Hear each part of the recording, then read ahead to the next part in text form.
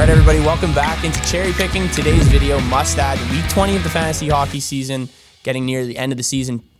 Trade deadline is probably coming up in some of your leagues right now as well. So I have 4 players, 2 that you can add, I wowould say, that you could keep for the rest of the season, just been consistent enough at this point. And then 2 guys that I'd say add for maybe the rest of February and a little bit into March. Just the positions that they are in their lineups right now, I feel like it's a really good value add at this point in the season. All right, so the first guy we're going to be adding this week is Dillon Dube on the Calgary Flames. And this team pisses me off more than any team in the NHL, especially if you're betting on the NHL regularly. You know that this team's just frustrating. They can't close games out. But Dillon Dube definitely been one of the more bright spots on this team so far this year, especially recently as well. His last 5 games, he has 4 goals and 8 points. That's a testament to him, but I think also just some of the matchups that they've been on recently has definitely been able to exploit those. He's second on his team in points over the last 10 games too, with 10 points. Only has fewer points than Michael Backlund on that third line, I guess you could say, but this could almost be acting as Calgary's first line at this point with Michael Backlund, Blake Coleman, and Andrew Mangiapane. But the other line that's been producing at a pretty decent rate at this point is the Dube line with Tyler Toffoli and Elias Lindholm, 2 guys that can really score at a high rate as well. So playing with these guys, he's just become more offensive. He has 32 scoring chances over his last 10 games, which is much more than we've seen at the beginning of the season or at any point of his career, really, for Dillon Dube. So we're seeing his role be elevated here as some of these other guys on this team just haven't really been able to produce.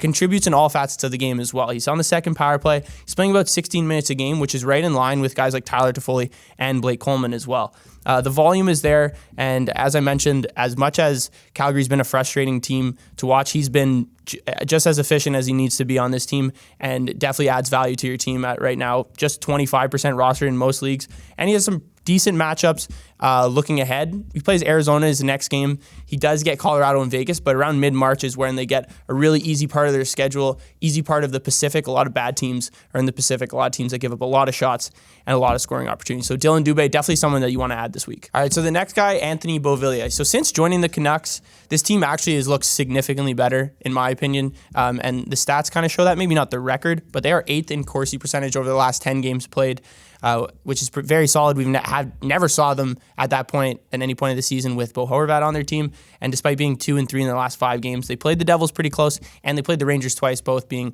1-goal and 2-goal games. Anthony Beauvillier, great ad right now if you haven't already. He has 4 goals and 6 points in his first 7 games with the Vancouver Canucks. He's playing on the first line with Elias Pettersson and Andrei Kuzmenko, 2 guys that have great scoring ability.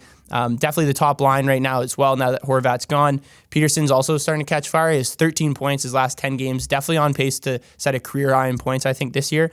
Beauvillier, since coming on this team, 2nd in high danger chances for, and 3rd in shots, only behind Besser and Peterson. His ice time, too, you look at what his role was with New York, it was obviously seemed like there was something going on or that he was going to get traded, because the last 5 or 6 games before, he was playing like 15, 16 minutes. And now, over his last 6 games with Vancouver, there's only been one time where he's played less than 19 minutes. So definitely a guy who's getting a lot of volume on this new team, which is great to see. His role certainly increased. Definitely an ad for the rest of the season, especially on this team now. Vancouver plays in some really high-scoring games. We've seen 6-5, 6-4, even against some of the better defensive teams.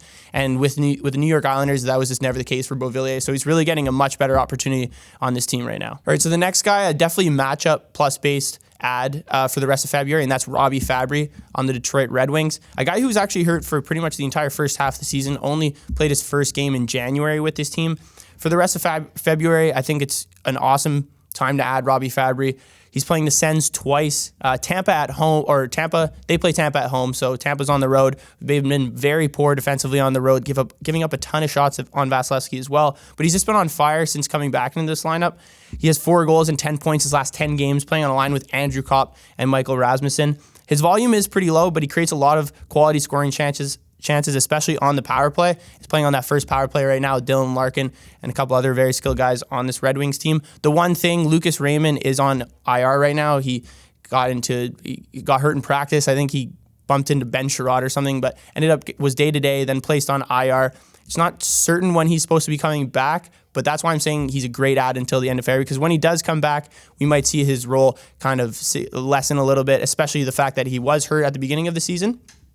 But we're looking at the fact that he has been very productive in his first 19 games with this team so far this season. So maybe that'll help him sustain a bigger role on this Red Wings offense. But regardless, he has 4 straight games now with multi-point games on this Red Wings team that for a good chunk of the season was not creating a ton of offense. So him and Larkin are definitely huge factors right now. So at 20% rostered, I think Robby Fabbri is a great add. All right, so the last defenseman we're going to be adding this week is Juuso Valimaki. I know, who the hell is this guy? He's actually playing now on the first line on the Arizona Coyotes, D-pair alongside Shane Gostisbehere. Jacob Chychrun, we know, has been sitting out until pretty much he gets traded at this point. So his future with the team obviously doesn't seem like it's going to last very long right now. Valimaki, though, he was a first-round pick by the Calgary Flames back in 2017, 2018. Had a really good junior career in the WHL, averaging about a point per game, too. He's out of Finland, very good skater. I think he's a great addition, or just seeing his role elevated here, he's going to show kind of this Arizona Coyotes organization that he's someone that could definitely stick around, a guy that can maybe help build around as well.